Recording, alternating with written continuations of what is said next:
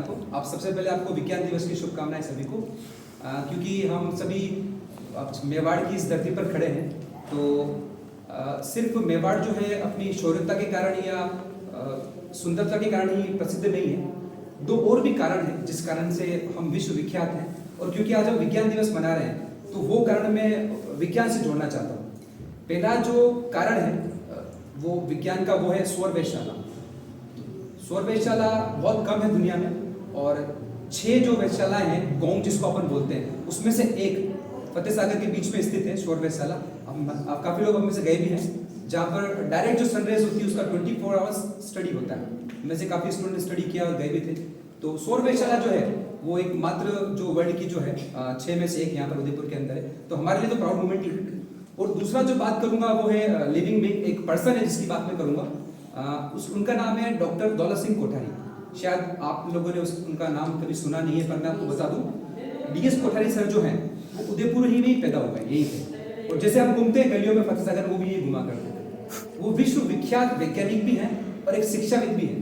वैज्ञानिक से ज़्यादा वो शिक्षाविद कहूँगा मैं उनको। जन्म तो उनका उदयपुर में हुआ, और प्राइमरी एजुकेशन जो हुई थी डॉक्टर कोठारी की, वो यहीं भी हुई थी उदयपुर के अंदर। एक मिडिल क्लास जैन परिवार में वो जन्मे थे, पिताजी शिक्षक थे उनके। और बाद में उन्होंने एमएससी किया फिजिक्स में इलाहाबाद यूनिवर्सिटी से, जहाँ पे उनके गुरु थे साहब, नाम सुना आप सब लोगों ने, मेघनाथ शाह जी का, वहाँ पर उनके टीचर थे वो। उसके बाद उन्होंने जो वर्ल्ड फेमस यूनिवर्सिटी है कैम्ब्रिज, वहाँ से पीएचडी की। किसके साथ की पता है आपको? रदरफोर्ड के साथ। नाम तो साइंस के सब जानते हैं। डॉक्टर कोठारी इसलिए भी फेमस है क्योंकि उन्होंने सबसे पहले जो वैज्ञानिक तकनीकी शब्दावली आयोग है ना, उसके फर्स्ट प्रेसिडेंट रह चुके हैं वो। यूजीसी के चेयरमैन रह चुके हैं, जवाहरलाल यूनिवर्सिटी के वाइस चांसलर रह चुके हैं। इसके अलावा उनको 1962 में पद्मश्री से नवाजा गया है, 73 में उनको पद्म विभूषण मिला है। ये तो कुछ भी नहीं है, ऐसे काफ़ी उनके काम हैं जो उन्होंने किए हैं। वो वैज्ञानिक सलाहकार रह चुके हैं जवाहरलाल नेहरू जी के। एक सबसे अच्छा काम जो मुझे लगा या लोगों को लगता उन्होंने किया था, उनको राष्ट्रीय शिक्षा आयोग का अध्यक्ष बनाया गया था, ये पता लगाने के लिए कि भारत में शिक्षा का स्तर क्या है, उसको अपन कैसे ऊपर उठा सकते हैं। बहुत अच्छे उन्होंने सुझाव दिए। सबसे पहला सुझाव तो उनका ये था कि स्कूल सिस्टम को एक जैसा बनाया जाए, और दूसरा सुझाव ये था कि जो पीजी के अपन स्टडी करते हैं ना, उसको इंग्लिश में बाउंड नहीं करें अपन, और जो आपकी जो देशी भाषा है, जैसे कहीं हिंदी है या कहीं और है, उस भाषा में आप पीजी कर सकते हो, ठीक है।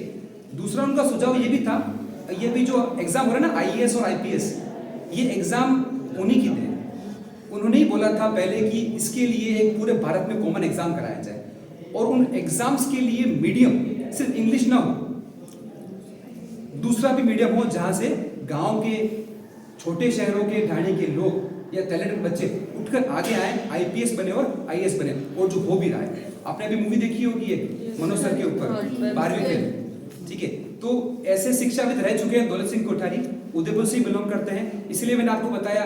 तो एक विज्ञान दिवस के दिन हम ये कह सकते हैं कि क्या हम में से भी ऐसे बच्चे हैं जो आगे बढ़कर दौलत सिंह कोठारी बने, मेघनाथ शाह बने, सीवी रमन बने, रामानुजन बने, है ना, और अपने उदयपुर का ही नहीं और भारत का नाम रोशन करें। तो बस इतना ही कहना चाहता हूँ, और एक बार फिर से आप सभी को विज्ञान दिवस की हार्दिक शुभकामनाएं। Thank you.